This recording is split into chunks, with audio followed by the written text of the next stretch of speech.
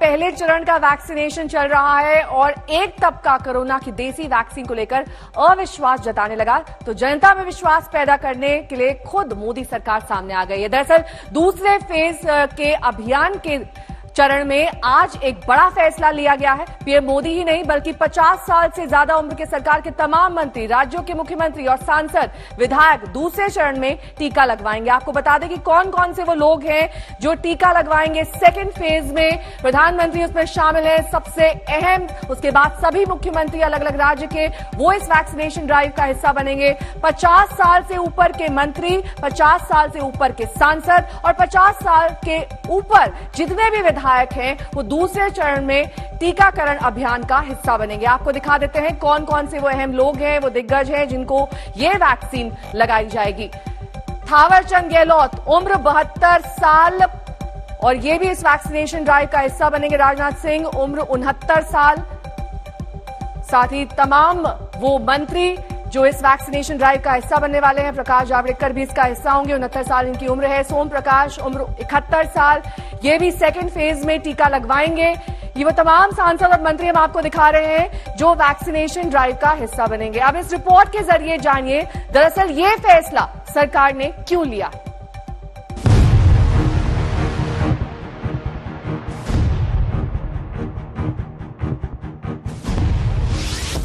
प्रधानमंत्री मोदी लगवाएंगे corona vaccine, तमाम मुख्यमंत्री लगवाएंगे वैक्सीन, सांसद और विधायकों को भी लगेगा टीका। टीकाकरण के दूसरे चरण का सामने आया ट्रेलर।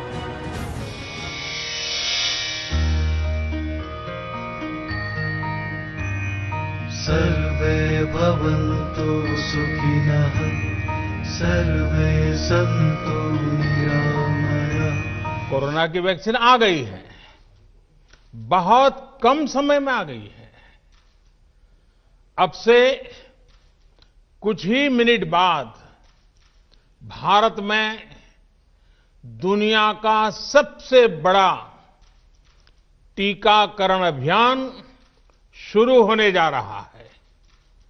मैं सभी देशवासियों को इसके लिए बहुत बहुत बधाई देता हूं। 16 जनवरी जब हुआ था दुनिया के सबसे बड़े टीकाकरण अभियान का आगाज। भारत को कोरोना मुक्त करने की दिशा में ये सबसे बड़े और निर्णायक अभियान का पहला कदम था। इरादा नेक था, देश को कोरोना मुक्त बनाना था, लेकिन अभियान शुरू होते ही एक तबके ने सवालों की ऐसी झड़ी लगाई कि एक अच्छा खासा अभियान सवालों के दायरे में आता दिखा। लोग सवाल उठाने लगे कि दूसरे देशों की तरह यहाँ सत्ता में बैठे लोग पहले क्यों नहीं लगवा रहे टीका। अगर देश के प्रधानमंत्री या दुनिया में मुख्तलिफ देशों के राष्ट्रपति, प्रधानमंत्री और केंद्रीय मंत्री और केंद्रीय स्वास्थ्य मंत्री पहला कोरोना का टीका लगाते हैं, कोरोना वैक्सीन लगवाते हैं, तो इससे पूरे देश में या देश के नागरिकों में एक विश्वास पैदा होता है। परंतु अगर मोदी जी नहीं लगवाना चाहते, मोदी जी के केंद्रीय मंत्रीगण नहीं लगवाना चाहते, मोदी जी के मुख्यमंत्री नहीं लगवाना चाहते, तो ये उनकी राय है। अब मोदी सरकार ने इसका जवाब दे दिया है। आज तक को मिली जानकारी के मुताबिक टीकाकरण के दूसरे चरण में खुद प्रधानमंत्री नरेंद्र मोदी कोरोना की वैक्सीन लगवाएंगे। दूसरे चरण में सभी मुख्यमंत्री भी कोरोना का टीका लगवाएंगे। ऐसे सभी सांसदों और विधायकों को भी टीका लगाया जाएगा जिनकी उम्र 50 साल से ज्यादा है। वैसे भी दूसरे चरण में 50 साल से ज्यादा उम्र के लोगों को टीका लगाने का प्रस्ताव है। अभी टीकाकरण का पहला दौर चल रहा है जो अप्रैल महीने तक चलेगा। देश का वो प्रत्येक व्यक्ति जिसकी उम्र 50 साल से ज्यादा है उसे दूसरे चरण में वैक्सीन दी जाएगी, जिसमें प्रधानमंत्री, मुख्यमंत्री, सांसद, विधायक और विपक्ष के वो सभी नेता जिनकी उम्र 50 साल से ज्यादा है उनको भी वैक्सीनेशन दी जाएगी। उम्मीद है कि इस दूसरे चरण की वैक्सीन के बाद जो सवाल और राजनीति की जा रही थी वैक्सीन को लेकर, उस पर एक लगाम लग जाएगी।